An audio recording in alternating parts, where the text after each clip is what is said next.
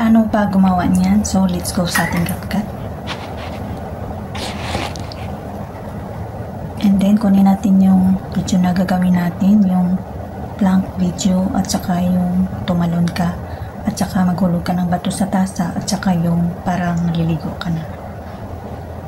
Tapos, click natin to, hanapin natin yung overlay, then, i-drag natin sa unahan. Pagkatapos niyan, click natin, then hanapin natin yung remove PG, then remove natin siya. Then pagkatapos niyan, check natin yung gilid, and then adjust lang natin. And then click naman natin ito, hanapin ang overlay, and then i-drag natin sa unahan.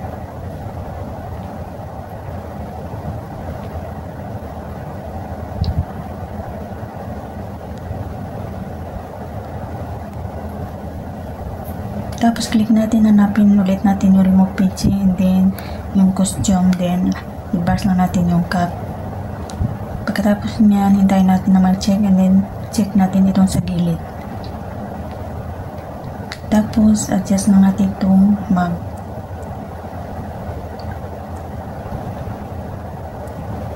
Ipalaki lang natin ng konti, and then adjust. So ito na. Gagawin lang natin kung saan timing na tumalon yung tao at saka yung paghulog ng bato. So adjust lang po natin. So ayun. Tapos kunin na ulit natin itong last natin na video, parang naligo ka. Hanapin natin yung overlay, then tap natin, drag natin pababa.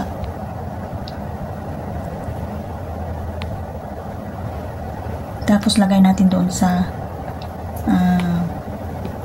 gitna ng ating video.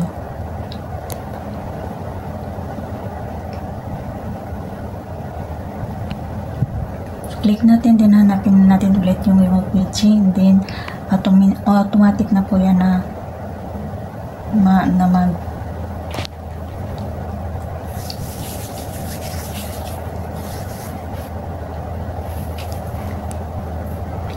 automatic na po yan na mag-remove ng background.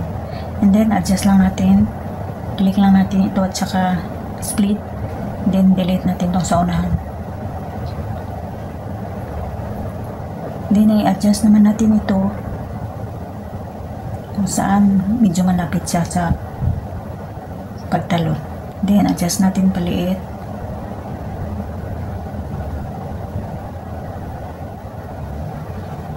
Okay.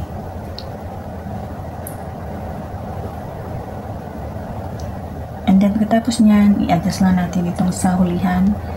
Kailangan lang natin na ipantay silang lahat.